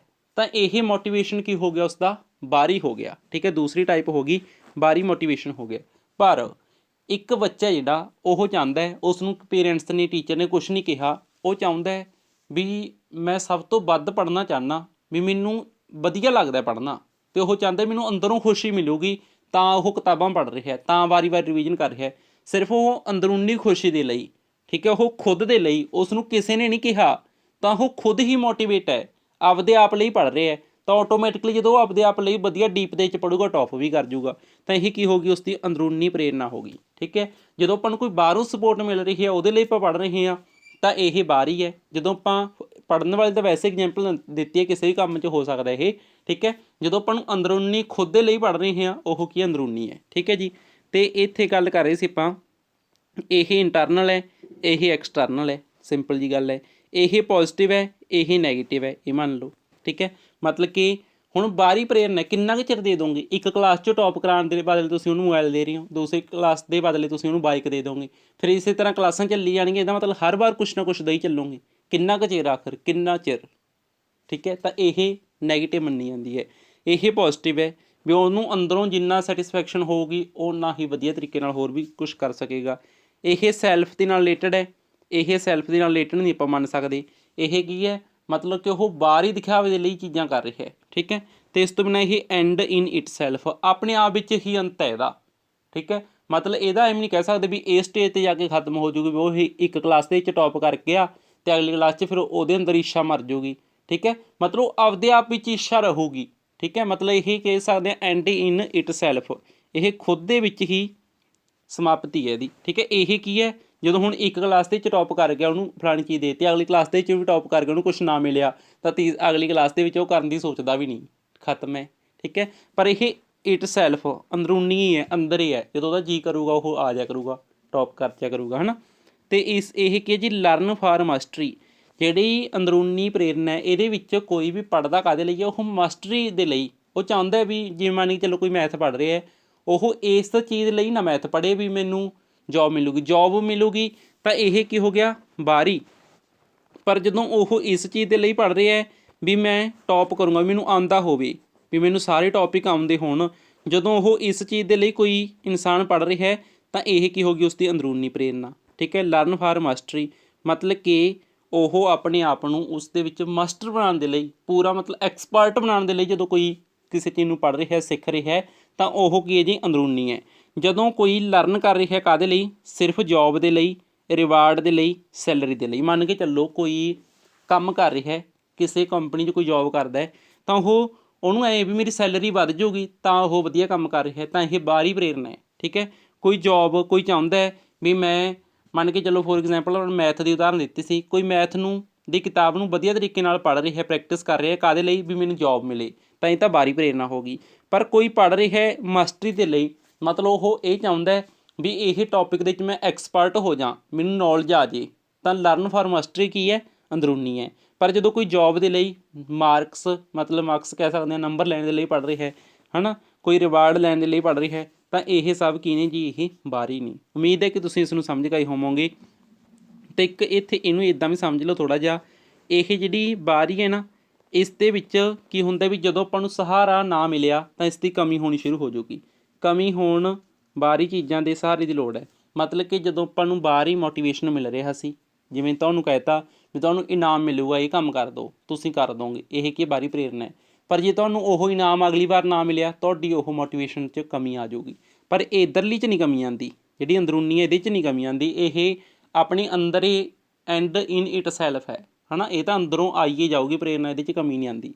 ਜੇ ਪ੍ਰੇਰਨਾ ਆ ਵੀ ਗਈ ਤਾਂ ਅੰਦਰੋਂ ਹੀ ਉਪਜੂਗੀ, ਇਹ ਬਾਹਰੀ ਕਿਸੇ ਚੀਜ਼ ਸਪੋਰਟ ਦੀ ਇਹਨੂੰ ਲੋੜ ਨਹੀਂ। ਠੀਕ ਹੈ ਜੀ, ਤਾਂ ਇਹ ਸਭ ਚੀਜ਼ਾਂ ਆਪਾਂ ਨੇ ਕਲੀਅਰ ਕਰ ਲਈਆਂ ਨੇ। ਠੀਕ ਹੈ ਜੀ, ਬਸ ਇਹ ਚੀਜ਼ ਨੂੰ ਧਿਆਨ ਦੇ ਜ਼ਰੂਰ ਰੱਖਿਓ, ਇਹ ਮਾਸਟਰੀ ਦੇ ਲਈ ਪੜ੍ਹਦੇ ਹਾਂ ਆਪਾਂ, ਆਪਣੇ ਆਪ ਨੂੰ ਐਕਸਪਰਟ ਬਣਾਉਣ ਦੇ ਲਈ, ਇਹ ਮਾਰਕਸ ਦੇ ਲਈ ਪੜ੍ਹਦੇ ਹਾਂ, ਜੋਬ ਦੇ ਲਈ, ਸੈਲਰੀ ਦੇ ਲਈ, ਲਰਨ ਕਰਨਾ। ਠੀਕ ਹੈ, ਇਹ ਸਭ ਚੀਜ਼ਾਂ ਬਾਹਰੀ ਨੇ। ਤਾਂ ਉਮੀਦ ਹੈ ਕਿ ਇਹ ਚੀਜ਼ ਨੂੰ ਆਪਾਂ ਨੇ ਕਾਫੀ ਡਿਸਕਸ ਕਰ ਲਿਆ। ਅਤੇ ਇੱਕ ਗੱਲ ਹੋਰ, ਜਿਹੜੇ ਵੀ ਵਿਹਾਰਵਾਦੀ ਨੇ, ਠੀਕ ਹੈ ਜੀ, ਵੀ ਵਿਹਾਰਵਾਦੀ ਕਹਿ ਲਓ, ਅਤੇ ਮਨੋਵਿਸ਼ਲੇਸ਼ਣ ਵਾਲੇ, ਠੀਕ ਹੈ, ਸਾਈਕੋ ਐਨਾਲਿਸਿਸ ਵਾਲੇ, ਅਤੇ ਇਸ ਤੋਂ ਬਿਨਾਂ ਆਪਾਂ ਕਹਿ ਸਕਦੇ ਹਾਂ ਬਿਹੇਵੀਅਰਿਜ਼ਮ ਵਾਲੇ, ਇਹ ਸਭ ਕੀ ਨੇ ਜੀ, ਪ੍ਰੇਰਨਾ ਨੂੰ ਬਾਹਰੀ ਕਾਰਕ ਮੰਨਦੇ ਨੇ। ਠੀਕ ਹੈ, ਤੇ ਜਿਹੜੇ ਮਾਨਵਵਾਦੀ ਨੇ, ਮਾਨਵਵਾਦੀ ਦੇ ਵਿੱਚ ਜਿਵੇਂ ਆਪਾਂ ਮੈਸਲੋ ਦੀ ਗੱਲ ਕਰਾਂਗੇ, ਅਬਰਾਹਮ ਮੈਸਲੋ ਨੂੰ ਆਪਾਂ ਅੱਗੇ ਡਿਟੇਲ ਦੇ ਵਿੱਚ ਸਮਝਾਂਗੇ ਨੈਕਸਟ ਕਲਾਸ ਦੇ ਵਿੱਚ। ਤਾਂ ਉੱਥੇ ਉਹ ਗੱਲ ਕਰਦਾ ਕਿ ਜਿਹੜੀ ਮੋਟੀਵੇਸ਼ਨ ਹੈ, ਪ੍ਰੇਰਨਾ ਹੈਗੀ ਇੱਕ ਅੰਦਰੂਨੀ ਕਾਰਕ ਹੈ। ਇਹ ਚੀਜ਼ਾਂ ਨੂੰ ਵੀ ਧਿਆਨ ਦੇ ਵਿੱਚ ਰੱਖਿਓ। ਬਾਕੀ ਨੋ ਟੈਨਸ਼ਨ, ਪ੍ਰੋਬਲਮ ਕ੍ਰੀਏਟ ਮਤ ਸਮਝੋ ਨਾ ਇਹਨੂੰ, ਮਤਲਬ ਬਾਹਲੀ ਵੱਡੀ ਦਿੱਕਤ ਨਾ ਇਹਦੇ 'ਚ ਸਮਝੋ।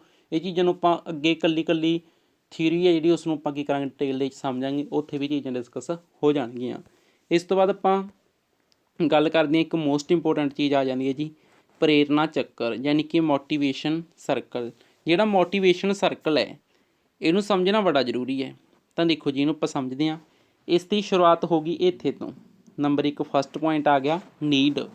ਹੁਣ ਜਿਵੇਂ ਆਪਾਂ ਨੇ ਦੱਸਿਆ ਸੀ ਤੁਹਾਨੂੰ ਵੀ ਨੀਡ ਹੈ, ਜਿਹੜੀ ਲੋੜ ਹੈ, ਇਸ ਤੋਂ ਮੋਟੀਵੇਸ਼ਨ ਦੀ ਸ਼ੁਰੂਆਤ ਹੁੰਦੀ ਹੈ। ਠੀਕ ਹੈ, ਮੰਨ ਕੇ ਚੱਲੋ ਤੁਹਾਨੂੰ ਕੀ ਸੀ, ਪਹਿਲਾਂ ਪੈਸੇ ਦੀ ਕਮੀ ਮਹਿਸੂਸ ਹੋਈ। ਠੀਕ ਹੈ, ਪੈਸੇ ਦੀ ਨੀਡ ਮਹਿਸੂਸ ਹੋਈ, ਤਾਂ ਉਹ ਨੀਡ ਦੇ ਲਈ ਨੰਬਰ ਫਿਰ ਤੁਹਾਡੇ ਅੰਦਰ ਆ ਗਈ ਇੱਛਾ, ਡਰਾਈਵ ਆ ਗਈ। ਤੁਹਾਨੂੰ ਲੱਗਿਆ ਯਾਰ ਪੈਸਾ ਕਮਾਉਣ ਦੇ ਲਈ ਜੋਬ ਕਰਨੀ ਪਊਗੀ ਜਾਂ ਕੋਈ ਬਿਜ਼ਨਸ ਸ਼ੁਰੂ ਕਰਨਾ ਪਊਗਾ, ਇਹ ਤੁਹਾਡੇ ਅੰਦਰ ਇੱਛਾ ਆ ਗਈ। ਠੀਕ ਹੈ, ਇਸ ਤੋਂ ਬਾਅਦ ਤੁਹਾਡੇ ਅੰਦਰ ਆ ਗਈ ਉਤੇਜਨਾ। ਉਤੇਜਨਾ ਕਿਵੇਂ? ਤੁਸੀਂ ਕੀ ਕੀਤਾ, ਮਤਲਬ ਸੋਚਿਆ ਯਾਰ ਜੋਬ, ਫਲਾਣੀ ਜੋਬ ਵੀ ਮੈਂ ਲੈ ਸਕਦਾ, ਫਲਾਣਾ ਬਿਜ਼ਨਸ ਵੀ ਮੈਂ ਕਰ ਸਕਦਾ। ਪਹਿਲਾਂ ਇੱਛਾ ਆਈ, ਹੁਣ ਉਹ ਇੱਛਾ ਨੂੰ ਪੂਰਾ ਕਰਨ ਦੇ ਲਈ ਤੁਹਾਡੇ ਅੰਦਰ ਉਤੇਜਨਾ ਆਊਗੀ। ਯਾਰ ਉਹ ਜੋਬ ਤਾਂ ਉਹਦਾ ਇਹ ਪੇਪਰ ਹੈ, ਉਹਦੇ 'ਚ 2 ਪੇਪਰ ਨੇ, ਉਹ ਪੇਪਰ ਮੈਂ ਦੇ ਲੂੰਗਾ, ਉਹਨਾਂ 'ਚ ਮੈਂ ਟੌਪ ਵੀ ਕਰ ਸਕਦਾ, ਵਧੀਆ ਨੰਬਰ ਵੀ ਆ ਜਾਣਗੇ। ਤੁਹਾਡੇ ਅੰਦਰ ਉਤੇਜਨਾ ਆ ਰਹੀ ਵੀ ਤਾਂ ਮੈਂ ਕਰ ਸਕਦਾ, ਇਹ ਪੇਪਰ 'ਚ ਤਾਂ ਮੈਂ ਨੰਬਰ ਲਿਜਾ ਸਕਦਾ, ਇਹ ਟੌਪਿਕ ਤਾਂ ਮੈਨੂੰ ਵਧੀਆ ਆਉਂਦੇ ਨੇ, ਮੈਂ ਪੜ੍ਹ ਸਕਦਾ। ਤਾਂ ਤੁਹਾਡੇ ਅੰਦਰ ਅਰਾਊਜ਼ਲ ਆਇਆ। ਠੀਕ ਹੈ, ਅਰਾਊਜ਼ਲ ਮਤਲਬ ਕਹਿ ਸਕਦੇ ਉਤੇਜਨਾ ਆਈ। ਹੁਣ ਤੁਸੀਂ ਉਤੇਜਿਕ ਹੋ ਗਏ। ਤਾਂ ਉਤੇਜਿਕ ਹੋਣ ਤੋਂ ਬਾਅਦ ਤੁਸੀਂ ਕੀ ਕਰੋਗੇ, ਜਿਹੜੇ ਪੇਪਰ ਬਾਰੇ ਤੁਸੀਂ ਨੇ ਸੋਚਿਆ ਸੀ ਨੰਬਰ 4, ਉਸ ਨਾਲ ਰਿਲੇਟਡ ਤੁਸੀਂ ਬਿਹੇਵੀਅਰ ਕਰੋਗੇ। ਗੋਲ ਡਾਇਰੈਕਟਡ ਬਿਹੇਵੀਅਰ, ਮਤਲਬ ਕਿ ਫੋਰ ਐਗਜ਼ਾਮਪਲ ਤੁਸੀਂ ਪਹਿਲਾਂ ਨੀਡ ਮਹਿਸੂਸ ਕਰੀ ਵੀ ਮੈਨੂੰ ਪੈਸੇ ਦੀ ਲੋੜ ਹੈ, ਫਿਰ ਤੁਸੀਂ ਨੇ ਸੋਚਿਆ ਯਾਰ ਇਹਦੇ ਲਈ ਮੈਂ ਟੀਚਿੰਗ ਐਗਜ਼ਾਮ ਦੇ ਸਕਦਾ, ਮੈਂ BEd ETT ਕੀਤੀ ਹੋਈ ਹੈ, ਮੈਂ ਟੀਚਰ ਲੱਗ ਸਕਦਾ। ਤੁਹਾਡੇ ਅੰਦਰ ਇੱਛਾ ਆਈ। ਠੀਕ ਹੈ, ਉਹ ਪੈਸੇ ਨੀਡ ਨੂੰ ਪੂਰਾ ਕਰਨ ਦੇ ਲਈ ਇੱਛਾ ਆਈ ਹੈ, ਮੈਂ ਜੋਬ ਕਰੂੰਗਾ, ਮੈਂ ਟੀਚਰ ਦੀ ਨੌਕਰੀ ਲੈ ਸਕਦਾ। ਤਾਂ ਤੁਸੀਂ ਨੇ BEd ETT ਤਾਂ ਕੀਤੀ ਹੋਈ ਸੀ। ਉਸ ਤੋਂ ਬਾਅਦ ਤੁਹਾਡੇ ਅੰਦਰ ਉਤੇਜਨਾ ਆਈ, ਅੱਛਾ ਇਹਦੇ 'ਚ ਇੱਕ ਪੇਪਰ ਬਣਨ ਦੇ ਰੂਪ ਵਿੱਚ ਫਸਟ ਕੁਆਲੀਫਾਈਂਗ ਪੇਪਰ ਟੈਟ ਦੇਣਾ ਪਊਗਾ, ਫਿਰ ਮਸਟ ਕੇਡਰ ਜਾਂ ਸਕਰੀਨਿੰਗ ਦੇਣੀ ਪਊਗੀ, ਹੈ ਨਾ। ਤਾਂ ਤੁਹਾਡੇ ਅੰਦਰ ਜਿਹੜੀ ਉਤੇਜਨਾ ਆਈ, ਉਹ ਉਤੇਜਨਾ ਨੇ ਤੁਹਾਨੂੰ ਕੀ ਕੀਤਾ, ਮਤਲਬ ਸੋਚਿਆ ਤੁਸੀਂ ਯਾਰ ਟੈਟ ਤਾਂ ਮੈਂ ਦੇ ਸਕਦਾ, ਇਹ ਟੌਪਿਕ ਪੜ੍ਹ ਲੂੰਗਾ, ਇੱਥੇ ਤੋਂ ਬੈਚ ਲੈ ਕੇ ਇਹ ਤਿਆਰੀ ਕਰ ਲੂੰਗਾ, ਇਹ ਟੌਪਿਕ ਮੈਨੂੰ ਆਉਂਦੇ ਨੇ, ਉਹਦੇ 'ਚ ਇਹ ਸਬਜੈਕਟ ਆਉਣਗੇ। ਉਸ ਤੋਂ ਬਾਅਦ ਨੰਬਰ 4 'ਤੇ ਤੁਹਾਡੇ ਅੰਦਰ ਕੀ ਆਇਆ ਕਿ ਤੁਸੀਂ ਨੇ ਗੋਲ ਡਾਇਰੈਕਟਡ ਬਿਹੇਵੀਅਰ ਕਰਨਾ ਸ਼ੁਰੂ ਕੀਤਾ।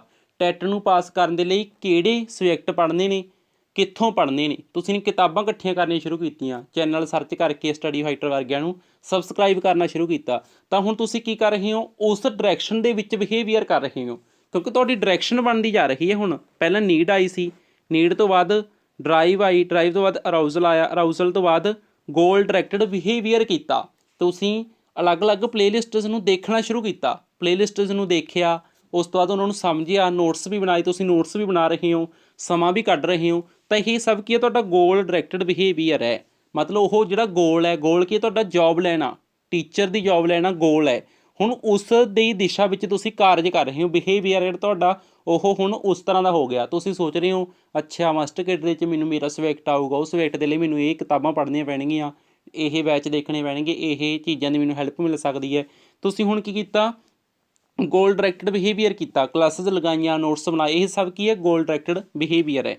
ਇਸ ਤੋਂ ਬਾਅਦ ਨੰਬਰ 5 'ਤੇ ਜਾ ਕੇ ਕੀ ਹੋ ਜਾਊਗਾ, ਤੁਹਾਨੂੰ ਅਚੀਵਮੈਂਟ ਮਿਲ ਜੂਗੀ, ਤੁਹਾਡੇ ਪੇਪਰ ਪਾਸ ਹੋ ਜਾਣਗੇ। ਜਿਹੜੇ ਪੇਪਰਾਂ ਬਾਰੇ ਤੁਸੀਂ ਨੇ ਗੋਲ ਡਾਇਰੈਕਟਡ ਬਿਹੇਵੀਅਰ ਕੀਤਾ ਸੀ ਨਾ, ਤੁਸੀਂ ਕੋਈ ਕਲਾਸਾਂ ਲਗਾਈਆਂ ਸੀ, ਕਹਿ ਸਕਦੇ ਹਾਂ ਕਿ ਤੁਸੀਂ ਕੋਈ ਬੈਚ ਦੇਖੇ ਸੀ, ਕੋਈ ਕਿਤਾਬਾਂ ਪੜ੍ਹੀਆਂ ਸੀ, ਉਹ ਸਭ ਦੇ ਬੇਸ 'ਤੇ ਤੁਹਾਨੂੰ ਕੀ ਹੋ ਗਈ, ਅਚੀਵਮੈਂਟ ਮਿਲ ਗਈ, ਪੇਪਰ ਪਾਸ ਹੋ ਗਏ। ਠੀਕ ਹੈ, ਤੁਸੀਂ ਟੀਚਰ ਲੱਗ ਗਏ, ਅਚੀਵਮੈਂਟ ਕੀ ਹੋ ਗਈ, ਤੁਸੀਂ ਟੀਚਰ ਲੱਗ ਗਏ।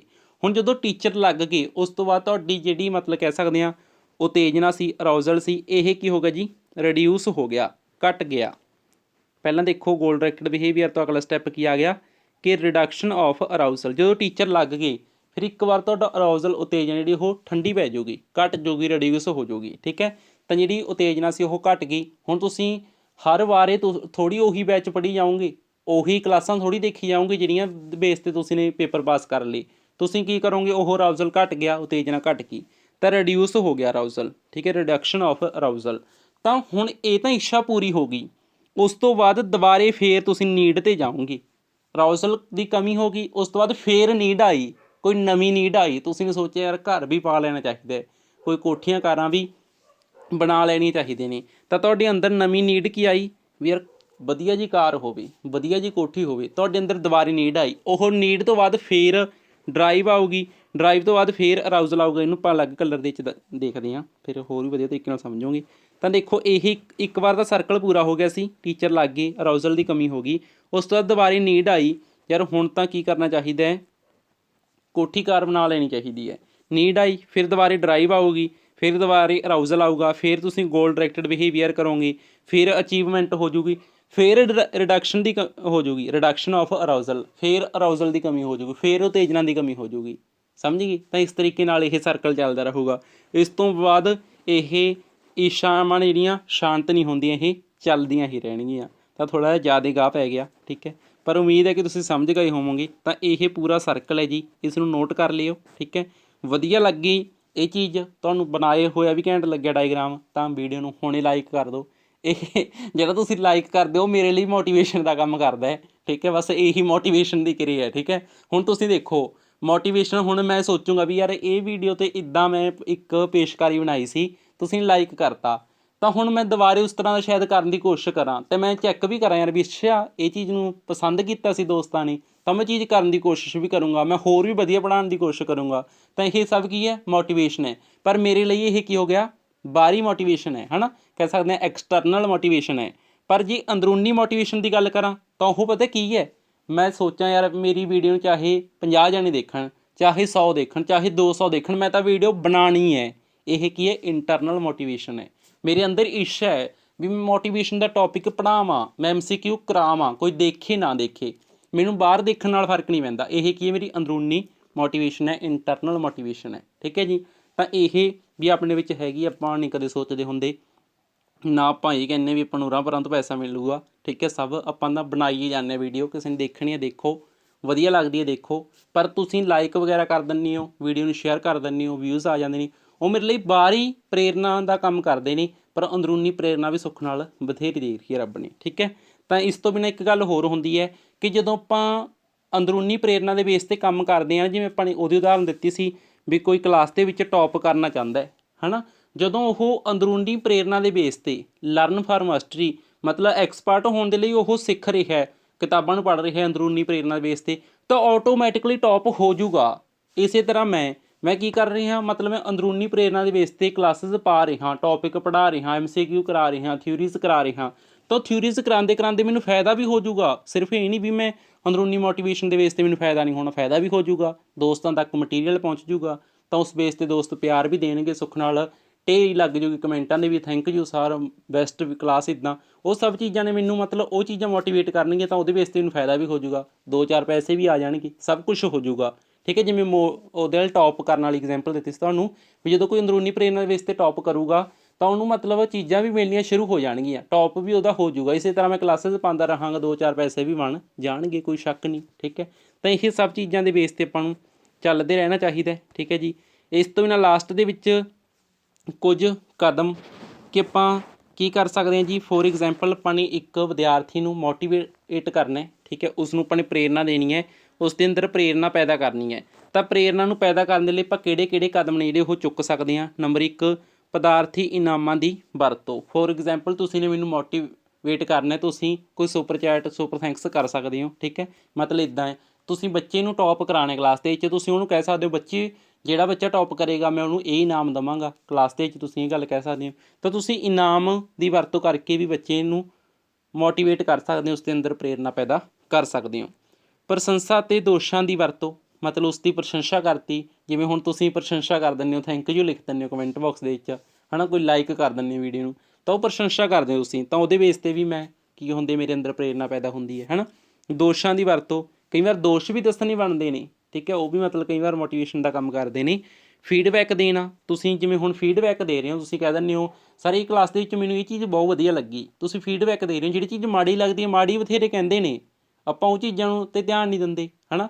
ਕੀ ਕਰਦੇ ਨੇ, ਜੇਕਰ ਕੋਈ ਤੁਹਾਡੇ 'ਚ ਕਮੀਆਂ ਕੱਢਦਾ ਉਹਨੂੰ ਇਗਨੋਰ ਕਰ ਦਿਓ, ਪਰ ਉਹ ਕਮੀ ਅਗਲੀ ਵਾਰ ਨਾ ਰਹੇ, ਇਹ ਕੋਸ਼ਿਸ਼ ਜ਼ਰੂਰ ਕਰੋ। ਕੋਈ ਕਮੀ ਕੱਢਦੇ ਹੋ ਤੁਸੀਂ, ਮੈਂ ਉਹਨੂੰ ਇਗਨੋਰ ਕਰ ਦੇਣਾ, ਉਹਨੂੰ ਮਨ 'ਤੇ ਨਹੀਂ ਰੱਖਦਾ, ਪਰ ਉੱਥੇ ਤੋਂ ਕੁਝ ਸਿੱਖਦੇ ਜ਼ਰੂਰ ਹਾਂ ਆਪਾਂ, ਉੱਥੇ ਸਿੱਖ ਕੇ ਅਗਲੀ ਵਾਰ ਉਹ ਚੀਜ਼ ਨੂੰ ਸੁਧਾਰ ਕਰਨ ਦੀ ਜ਼ਰੂਰ ਕੋਸ਼ਿਸ਼ ਕਰਦੇ ਹਾਂ। ਟੀਚੇ ਨਿਰਧਾਰਿਤ ਕਰਨਾ, ਠੀਕ ਹੈ, ਮਤਲਬ ਕਿ ਵਿਦਿਆਰਥੀ ਨੂੰ ਕਹਿ ਦਿਓ ਬੱਚੇ ਤੂੰ ਪਿਛਲੀ ਵਾਰ ਇੰਨੇ ਨੰਬਰ ਲੈ ਗਿਆ ਸੀ, ਹੁਣ ਇੰਨੇ ਨੰਬਰ ਲੈ ਜੀ, ਤਾਂ ਉਹਦੇ ਅੰਦਰ ਪ੍ਰੇਰਨਾ ਪੈਦਾ ਹੋਊਗੀ। ਟੀਚਾ ਨਿਰਧਾਰਿਤ ਹੋ ਗਿਆ। ਪ੍ਰਤੀਯੋਗਤਾ ਕਰਾਉਣੀ, ਮੁਕਾਬਲਾ ਕਰਾਉਣਾ, ਹੈ ਨਾ, ਬੱਚਿਆਂ ਦੇ ਵਿਚਕਾਰ ਕੰਪੀਟੀਸ਼ਨ ਕਰਾਉਣਾ। ਇਸ ਤੋਂ ਬਿਨਾਂ ਪ੍ਰਾਪਤੀ ਦੀ ਭਾਵਨਾ, ਵੀ ਤੈਨੂੰ ਇਹ ਚੀਜ਼ ਪ੍ਰਾਪਤ ਹੋ ਜੂਗੀ, ਤੂੰ ਵਧੀਆ ਪੜ੍ਹੇਗਾ, ਤੈਨੂੰ ਵਧੀਆ ਨੰਬਰ ਆਉਣਗੇ, ਇਸ ਤੋਂ ਬਾਅਦ ਇਹ ਕੰਮ ਹੋ ਜੂਗਾ, ਤੈਨੂੰ ਤੂੰ ਬਿਜ਼ਨਸ ਕਰ ਸਕਦੇ, ਜੋਬ ਕਰ ਸਕਦੇ, ਠੀਕ ਹੈ। ਤਾਂ ਇਹ ਸਭ ਭਾਵਨਾਵਾਂ ਪੈਦਾ ਕਰਕੇ ਵੀ ਆਪਾਂ ਕੀ ਕਰ ਸਕਦੇ ਹਾਂ ਜੀ, ਮੋਟੀਵੇਸ਼ਨ ਪੈਦਾ ਕਰ ਸਕਦੇ ਹਾਂ, ਪ੍ਰੇਰਨਾ ਪੈਦਾ ਕਰ ਸਕਦੇ ਹਾਂ। ਤਾਂ ਇਸ ਤਰੀਕੇ ਨਾਲ ਦੋਸਤੋ ਇਹ ਕਲਾਸ ਅੱਜ ਦੀ ਸਮਾਪਤ ਹੁੰਦੀ ਹੈ, ਜਿਹਦੇ ਵਿੱਚ ਆਪਾਂ ਨੇ ਮੋਟੀਵੇਸ਼ਨ ਦੇ ਟੌਪਿਕ ਨੂੰ ਸਮਝੇ, ਠੀਕ ਹੈ। ਇਸ ਤੋਂ ਬਿਨਾਂ ਲਾਸਟ ਵਿੱਚ ਇੱਕ ਗੱਲ ਹੋਰ, ਠੀਕ ਹੈ, ਜੋ ਇਹ ਟੈਲੀਗ੍ਰਾਮ ਦੇ ਉੱਤੇ ਆਪਾਂ ਗਰੁੱਪ ਦੇ ਵਿੱਚ ਉਦੋਂ PDF ਸ਼ੇਅਰ ਕਰਾਂਗੇ ਜਦੋਂ ਇਹ ਟੌਪਿਕ ਕੰਪਲੀਟ ਹੋ ਗਿਆ। ਇਸ ਤੋਂ ਪਹਿਲਾਂ ਲਰਨਿੰਗ ਵਾਲਾ ਟੌਪਿਕ ਕੰਪਲੀਟ ਹੋ ਗਿਆ ਸੀ, ਉਹ ਟੌਪਿਕ ਦੀ ਆਪਾਂ ਨੇ ਕਲਾਸਿਸ ਦੀਆਂ ਸਾਰੀਆਂ ਕਲਾਸਿਸ ਦੀ ਇਕੱਠੀ ਹੀ ਜਿਹੜੀ PDF ਹੈ ਉਹ ਸ਼ੇਅਰ ਕਰ ਦਿੱਤੀ ਹੈ। ਤਾਂ ਇਹ ਕਲਾਸ ਇੱਥੋਂ ਤੱਕ ਦੇਖਣ ਲਈ ਤੁਹਾਡਾ ਸਾਰਿਆਂ ਦਾ ਬਹੁਤ ਬਹੁਤ ਧੰਨਵਾਦ।